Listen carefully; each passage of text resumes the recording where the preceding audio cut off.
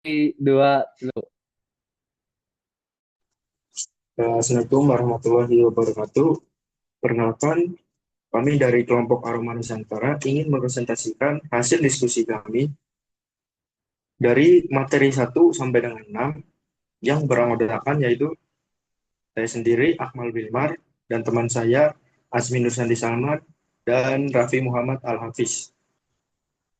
Untuk materi pertama akan dibacakan oleh Raffi Muhammad Al-Hafiz.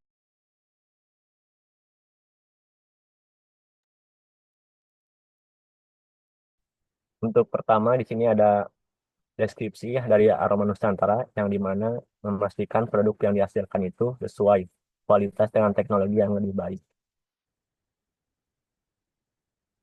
Lalu untuk konteks dari Aroma Nusantara ini yaitu untuk mengembangkan tren ekspor rempah ke arah produk-produk yang mempunyai nilai lebih. Lalu terkait masalah yang dihadapi di Aroma Nusantara ini yaitu rempah-rempah Indonesia yang pernah menjadi primadona dunia ini mulai terlupakan dan kalah saing di pasar global, yang dimana masalah ini itu disebabkan oleh menurunnya produksi dan lemahnya promosi. Untuk dampaknya sendiri, yaitu pamor rempah Indonesia itu meredup, di mana petani merugi, eksportir terhambat, pemerintah kehilangan devisa, masyarakat lupa sejarah global beralih ke negara lain. Lalu identitas rempah Indonesia juga terancam hilang. Untuk untuk masalah yang ingin dipecahkan, yaitu yang pertama itu kurangnya akses ke rempah berkualitas tinggi, lalu kedua kurangnya kesadaran akan keberlanjutan, yang ketiga distribusinya yang tidak efisien, di mana data pendukungnya itu mengembangkan tren ekspor rempah ke arah produk-produk yang mempunyai nilai lebih di area makanan, industri pertanian dan pengolahan pangan, lalu retail dan e-commerce pangan. Selanjutnya untuk analisis masalah, untuk stakeholders yang terpengaruhnya itu pihak yang terkena pengaruh ini mungkin adalah konsumen dan juga produsennya itu sendiri. Lalu dampak negatif dari masalah ini, yaitu berkurangnya konsumen yang ingin membeli rempah-rempah yang dijual karena adanya masalah. Untuk penyebabnya itu karena kurangnya peminat di dalam negeri ataupun di luar negeri yang ingin membeli rempah dan perubahan iklim. Untuk hubungan anggota yang atau kelompok, karena ingin menjadikan rempah Indonesia itu kembali terkenal sampai ke luar negeri. Untuk segmen sasaran konsumennya, yaitu sasaran utamanya itu konsumen urban, yang di mana berusia 20 sampai 45 tahun yang peduli akan kesehatan, tren gaya hidup alami, serta mulai beralih ke produk berbahan alami seperti rempah premium lokal. Lalu untuk sasaran sekundernya, petani rempah tradisional di sentra produksi lokal yang mengandalkan metode alami dalam budidaya. Mereka juga memasok hasil panen ke eksportir, UMKM pangan, dan minuman herbal. Nah, untuk segmentasi konsumen dan personanya yang sudah dijelaskan tadi, yaitu ada Siti, yang di mana Siti ini usia 30 tahun, lokasinya metropolitan, berperan aktif dalam organisasi, lalu pengambil keputusan pribadi atau individual decision maker. Selanjutnya, untuk jobs to be done dan alternatifnya, untuk pertama ada jobs to be done fungsional, yaitu menemukan rempah-rempah berkualitas tinggi yang benar-benar murni dan alami, lalu mendapatkan informasi yang jelas tentang asal-usul, proses produksi, dan manfaat kesehatan rempah. Ketiga, membeli produk yang praktis digunakan, tapi tetap terjaga kemurnian dan kesegarannya. Untuk jobs to be done emosional, yang pertama itu merasa tenang dan yakin bahwa produk yang dikonsumsi itu benar-benar sehat, alami, dan bebas bahan tambahan berbahaya. Lalu kedua, merasa bangga karena turut mendukung produk lokal dan membantu petani Indonesia. Yang ketiga, merasa nyambung dengan gaya hidup sehat dan tradisi warisan leluhur yang mereka coba lestarikan. Untuk jobs to be done sosialnya, yaitu dapat berbagi rekomendasi produk rempah berkualitas ke komunitas, keluarga, atau teman-teman.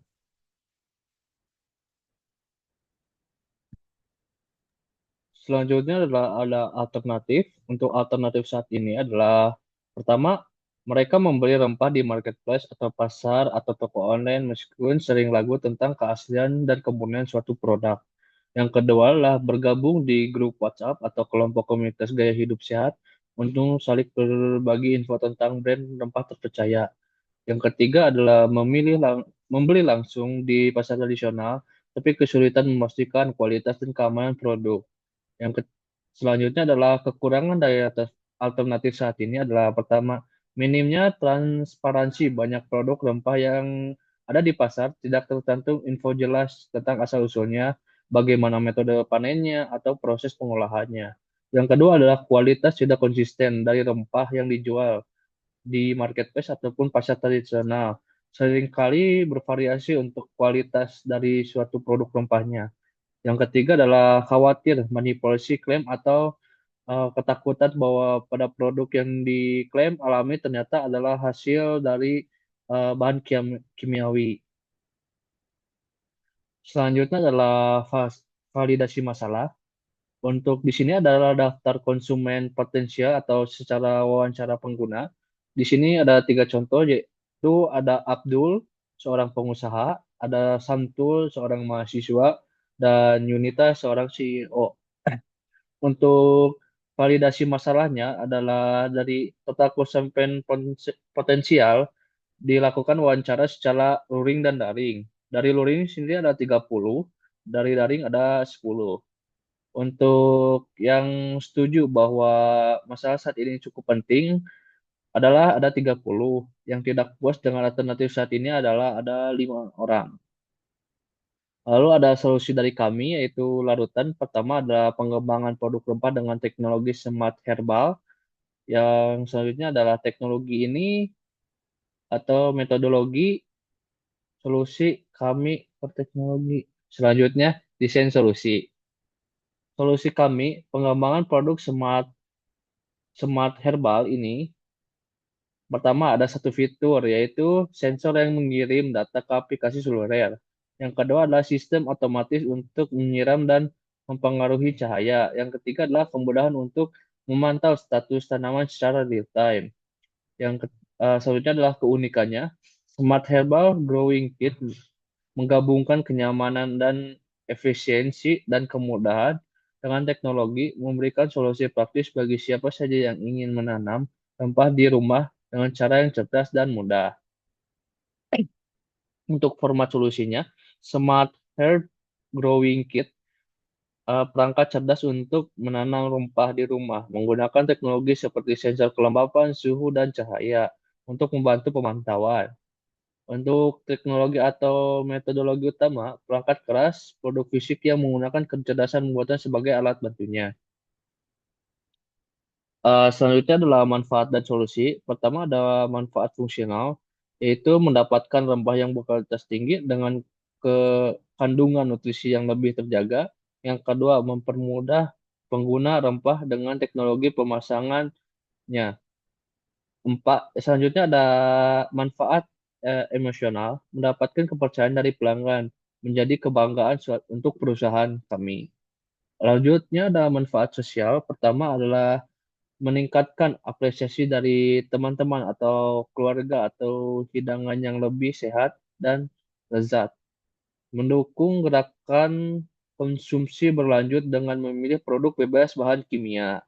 Selanjutnya ada manfaat untuk masyarakatnya, meningkatkan kesejahteraan bagi petani rempah-rempah, menghubungkan mereka ke pasar yang lebih luas. Selanjutnya adalah mendukung pertumbuhan ekonomi lokal dengan memperdaya UMKM dan industri rempah. Pesaing. Untuk pesaing di sini adalah pesaing secara eh, di Indonesia yaitu adalah Daku, Desaku, dan Karyani. Lalu untuk secara tidak langsungnya adalah Masako dan Diabetin. Secara globalnya, pasar untuk ada Glato, Kurio, Specially Organic. Untuk secara tidak langsungnya di global ada Del Monte dan Nestle.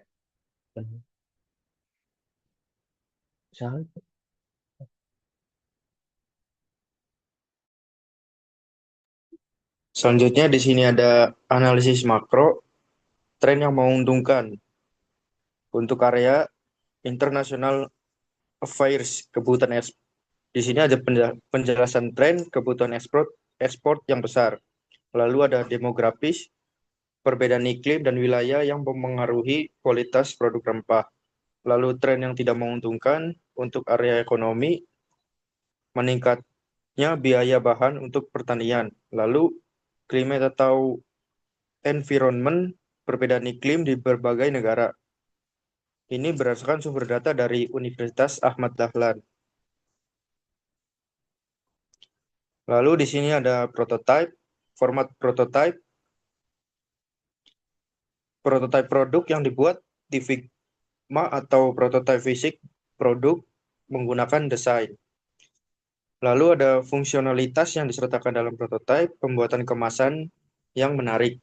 Lalu ada fungsionalitas tidak termasuk dalam prototype, yaitu bentuk kemasan. Lalu ada validasi prototype, jumlah pengguna yang dilibatkan yaitu ada 10 orang. Lalu beberapa orang yang menyukai prototipe tersebut ada 7, lalu yang tidak menyukai dengan prototipe tersebut ada 3.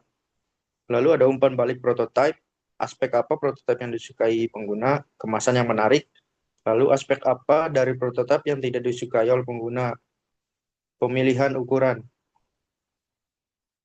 Lalu sini ada analisis persaingan. Yang pertama itu ada nama pesaing, yaitu Ladaku.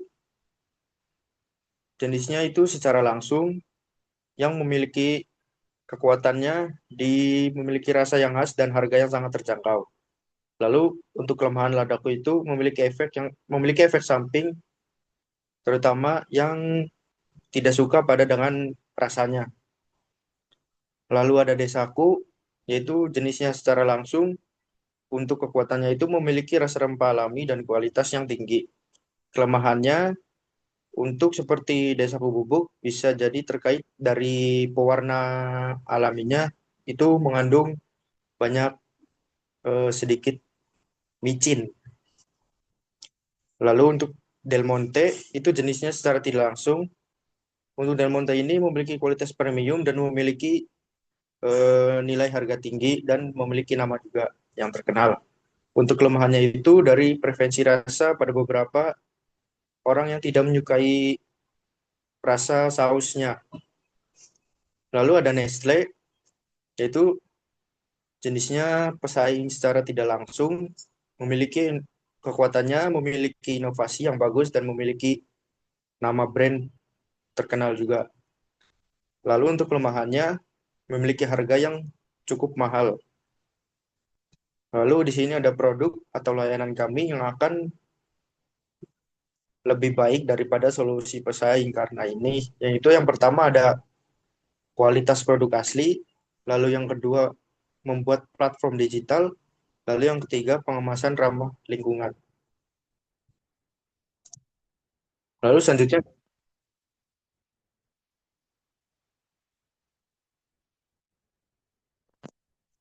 8 miliar dolar per tahun untuk serviceable of life market atau SAM yaitu 600 juta dolar per tahun.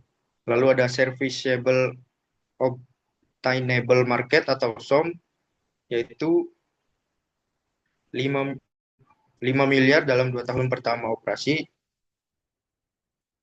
yaitu 100.000 rempah dikali 50.000 lempah. Lalu selanjutnya ada asumsi kami akan menargetkan konsumen dan bisnis di Indonesia yang mencari rempah-rempah berkualitas, termasuk rumah tangga, restoran, UMKM, kuliner, dan pengrajin herbal. Untuk sumber penelitiannya yaitu ada di Grand View Research 2024.